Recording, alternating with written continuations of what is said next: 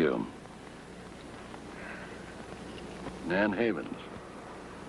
224 Glenville Road. That your right name and address? Well, of course it is. What's the matter with you? You're treating me as though I were a criminal. Look, what have I done? What is it? Why didn't you tell me? I was just down to Gainesville to visit my grandmother. I obeyed all the traffic laws. Why are you doing this to me? Miss Havens, if that's your name, you can calm down now. Carrying microfilm of government property is illegal. You're under arrest, suspicion of espionage. Byrne, you can take her in now.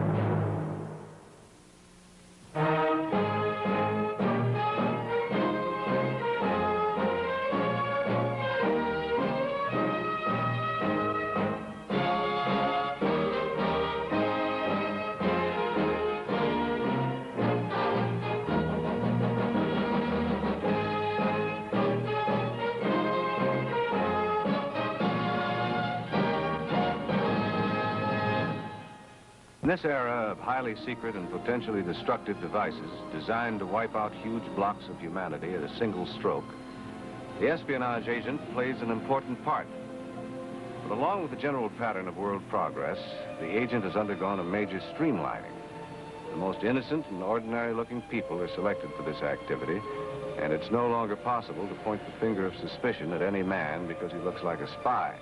But in the case of Nan Havens, she was not only innocent-looking, but I thought I detected a ring of truth in her voice, and I decided to have a chat with Lieutenant Weston. It's not just her appearance, John. It's her whole attitude.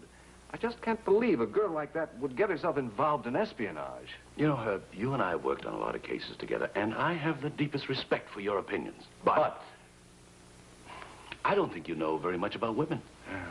Nan Havens is young and attractive. And she put on a pretty good act when she was caught with the goods. But now we have a blow-up of that microfilm, and I'd like to show you exactly what little Miss Innocence was carrying in her car. Well, I'd like to see it.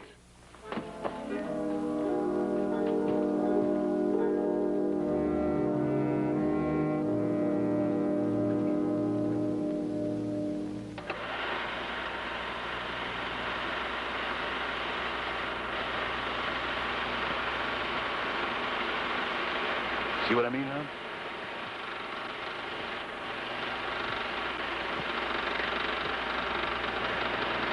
Can you imagine all this came that little roll of microfilm?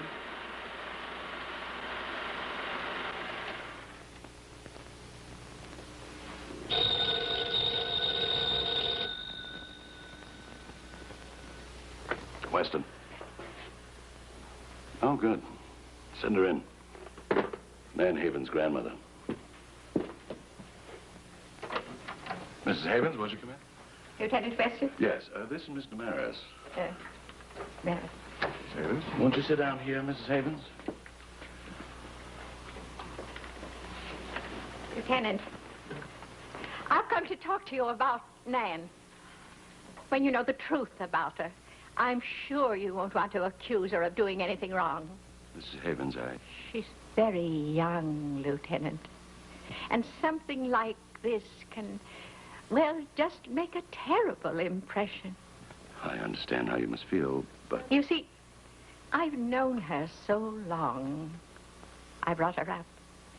And when you laugh and cry during the development of a child, there isn't much about that child that you don't know.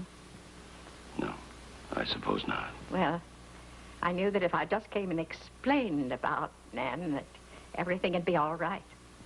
May I explain some things to you, Mrs. Havens? Oh, yes, do. Last week, a man was arrested on a charge of being an espionage agent. He was caught carrying classified microfilm in his possession. How could that possibly have anything to do with Nan? I'm coming to that. He confessed that every week he would get a piece of microfilm hidden in the trunk of a car parked in the 10th Street parking lot. That's where Nan parked her car. Goodness, there must be a lot of other cars parked there. Yes, but this time we got a license number, and the car turned out to belong to your granddaughter. If a creature like that could blame something like this on Nan, isn't that a proof she had nothing to do with it? Not exactly. Because when we went to question Nan, She wasn't there, and the car was gone also. But when she was picked up on the highway, another piece of microfilm was found in her car. Lieutenant, I know the police are honest, but... Mrs. Havens, I found the microfilm myself, and Mr. Maris here was with me. You haven't heard me? You haven't been paying any attention to anything I've told you. Mrs. Havens, Lieutenant Weston is a police officer. He can't ignore facts. If it'll be of any help, I believe Nan is innocent, too, and I'm going to try and prove it. Bless you. There. You see? Everybody doesn't believe Nan's guilty. Mrs. Havens, you live in Gainesville, don't you? Yes. Just a few blocks from the missile base. Yes, but... Well, Nan told us that she had been visiting you, and she was returning from that visit when she was picked up. That's right. When Nan telephoned me that she was in trouble, I tried to get in touch with Charlie. I knew my place was here with her. I thought maybe he could help me get into town. Who's Charlie? He's a young man she's been going with in Gainesville. Now, that's the first I've heard about a boyfriend.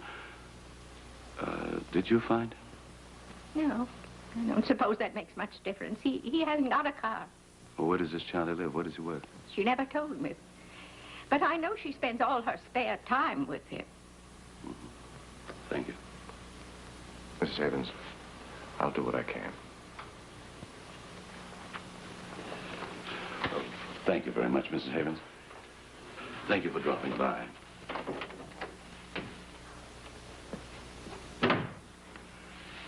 Well, Herb, I think we'd better have a little talk with Miss Nan Havens.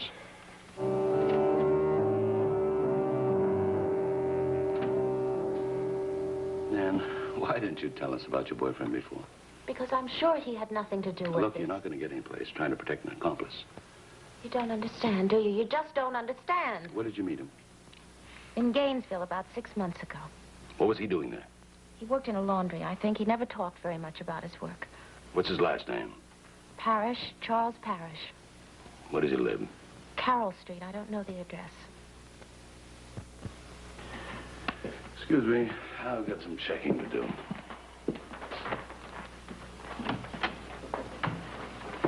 Nan, did you ever see Charlie actually working in a laundry?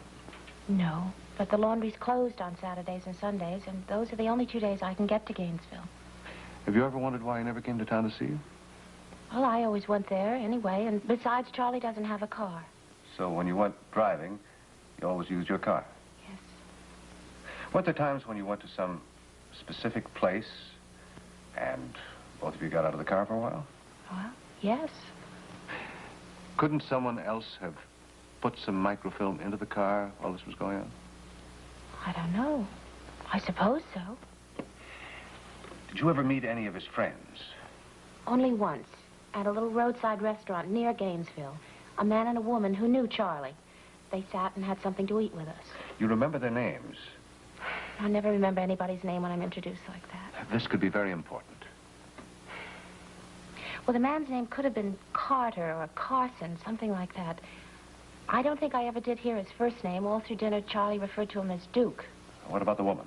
I remember her first name. It was Laura. Do you know where we could find either of them? I don't know about Duke, but it seems to me Laura said she worked in a drive-in. In Gainesville? I don't think so. I think it was here. Which one? I don't know. Miss Havens, try and remember Duke's last name. And if anything comes to your mind, you can reach me at my office. All right. I'll be in touch with you later.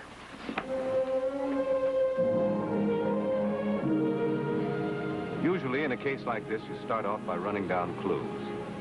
But when there are no clues to run down, you just start off. Sometimes with an idea in mind, sometimes just clutching at straws, no matter how flimsy. That's why I started canvassing 500 drive-ins looking for a girl named Laura. Is your name Laura? That's right.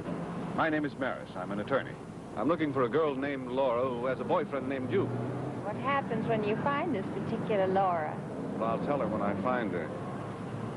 Or have I already found her?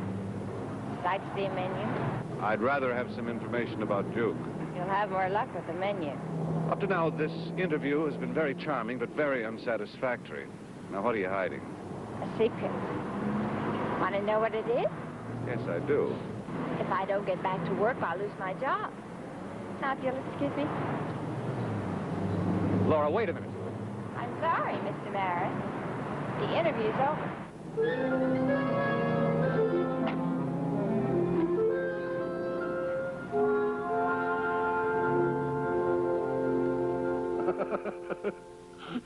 What happened to the old Maris job? I turned it on all right, but Laura turned it right off. You sure she's the one we're looking for? I don't know, but she's certainly being evasive. Weston. Yeah. Yes, I see. All right, thank you very much. Well, Herb, we're progressing, but in the wrong direction. What happened? Nobody's ever heard of Charlie Parrish in or near Gainesville, not at the laundry, nor at the place where he is supposed to work, nor does his description fit anyone they've ever known. Well, it was a nice try. Yeah. Wasn't it? Herb. You know, I hate to say this, but I don't think you have a chance in the world of preventing an indictment. I know. The way things are now, conviction is a foregone conclusion.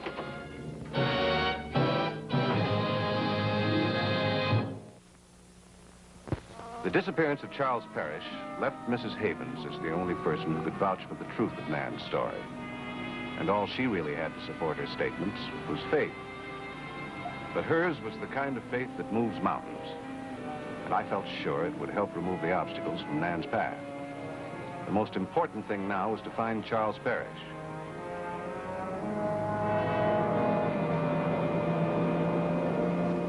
Hi, Mr. Maris. Hi. What are you after now? Man or menu? Women, or a woman. She might be able to save an innocent person from prison. Go on. Do you ever remember meeting a girl by the name of Nan Havens? It doesn't ring any bells. She was with a young man named Charlie Parrish when she met you with your friend Duke at a roadside cafe near Gainesville. Still no bells? I remember being near Gainesville once. What's the rest of it? We strongly suspect Charlie Parrish of subversive activities. Now, whether or not you admit being the girl that I'm looking for, I can always turn your name into the police for investigation. They'll soon find out whether or not you knew Duke. Okay. Duke's full name is Chester Franzen. We went around together for quite a while.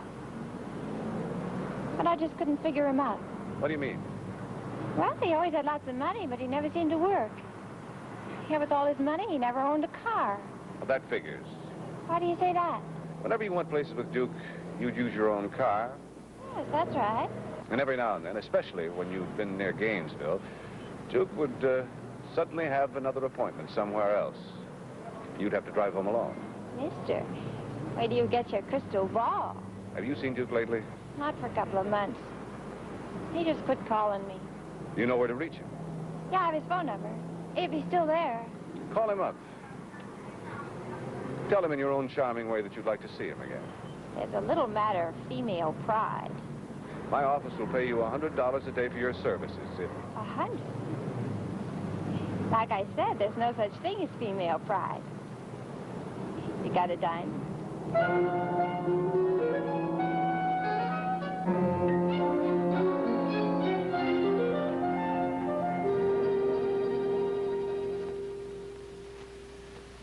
Laura's had a change of heart. At least that's the way it appears to me. Appears to you. When a young lady car baffles the astute Mr. Maris, the millennium must be just around the corner. Never mind the comment. Tomorrow is Laura's day off. She has a date with Duke Franzen at 10 o'clock in the morning. They're going for a drive in her car. Well, I hope they have nice weather. So do I. I think you and I should be around to see what happens.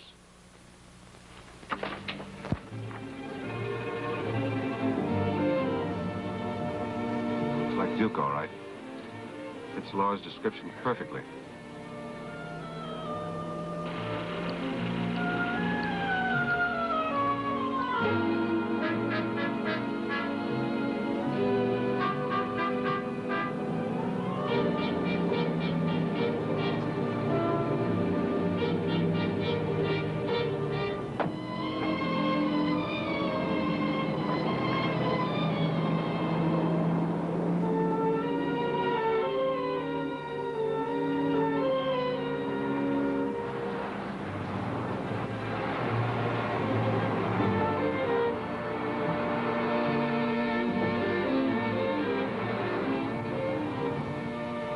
2 hours and 70 miles later, Duke and Laura stopped at a roadside restaurant a few miles north of Gainesville.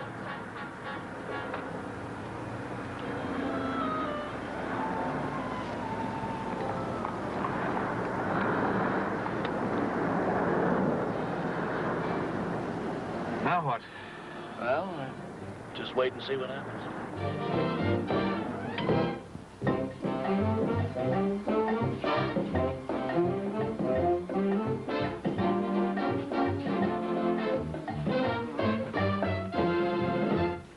How much owe you? 85 cents.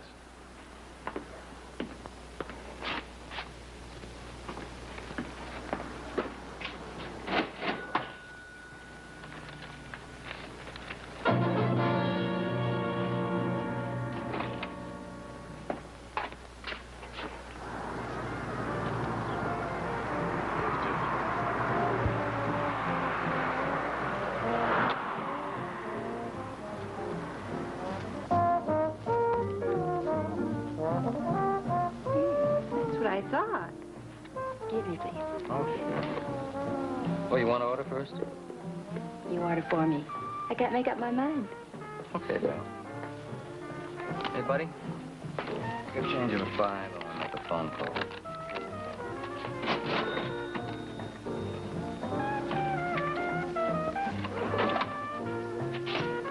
One, 2, 3, 4, 5. There you go. When the lady comes back, tell her I forgot the keys to the car. I'll be right back.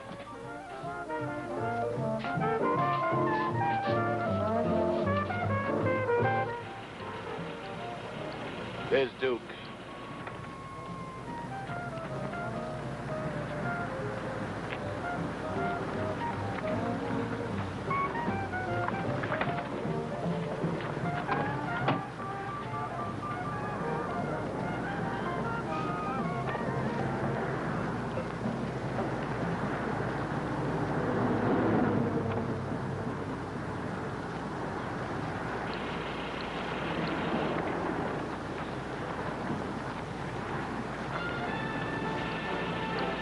Couldn't see exactly what he was doing. He either put something in the car or took it out. I'm not sure.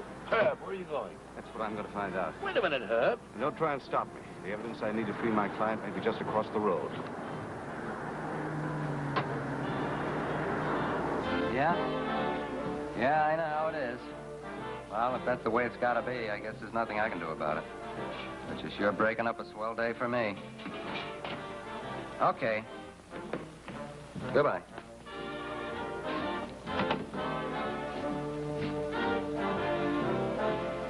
Too bad, honey. What's the matter? Oh, I just called my office. They're sending me out of town to wrap up a sale. I gotta be at the Gainesville airport in 55 minutes. I sure hope you don't mind going back by yourself. I do. I mind very much. What good is that going to do me? Have we time to eat? Oh, sure. Airport's only 5 minutes from here. Enjoy yourself.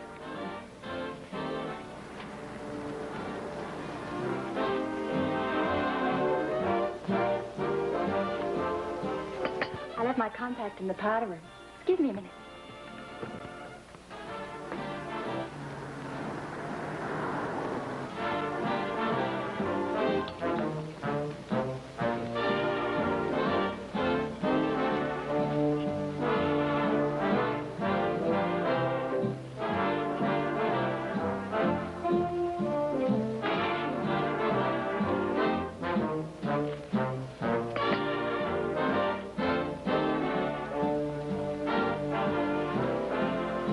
What do I owe you? 55 cents.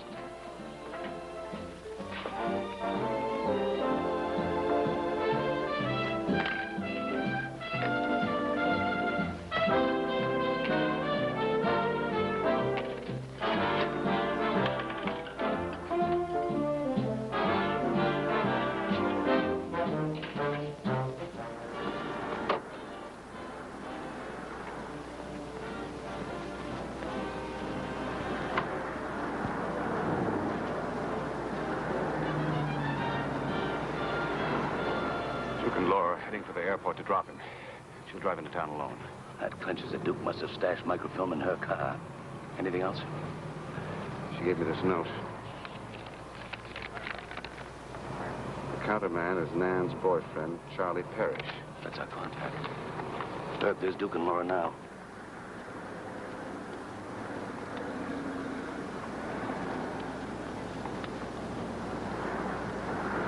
If we follow them, we may lose Parrish. That's right. We'll have to put a tail on Duke.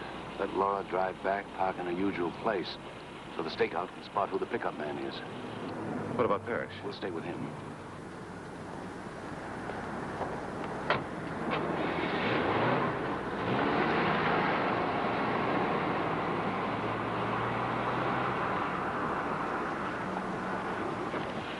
That's Parrish now.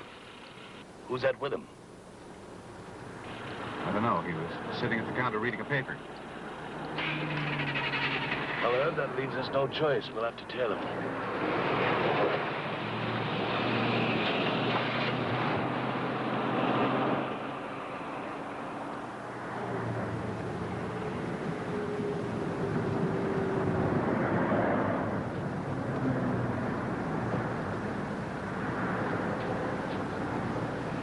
Honey, you've been terrific doing this for me. I'll call you tomorrow, okay? Sure, I know how it is. Thanks for the lunch. Bye. Bye. Thanks again.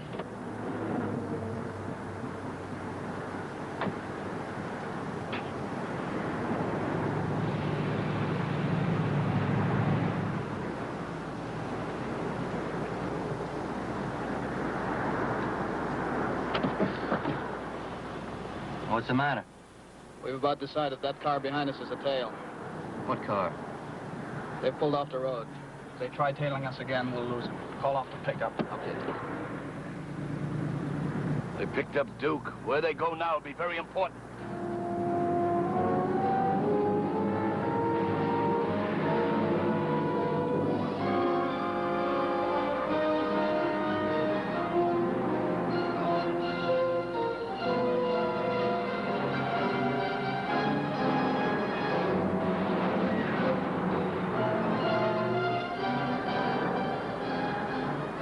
There it comes. It's a tail, all right. All right, turn around and step on it. They're turning around. Looks like they know they're being followed. We'll have to stop them now. If one of them gets to a phone, the whole deal falls through. The quickest way to stop them is a roadblock. Unit 58 to headquarters.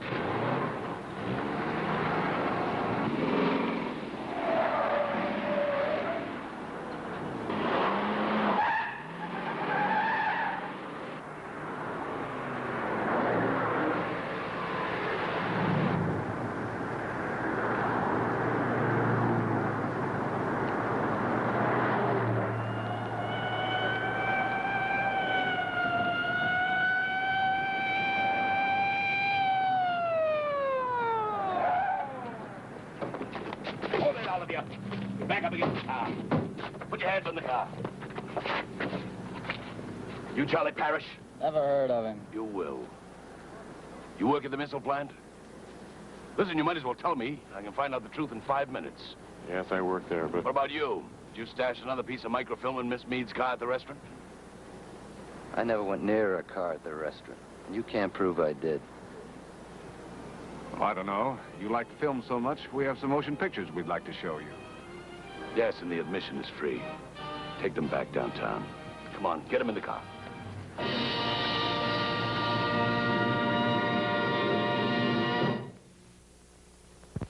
Well, there's just no way, Lieutenant. No way in the world I can ever tell you how grateful I am to you and Mr. Maris.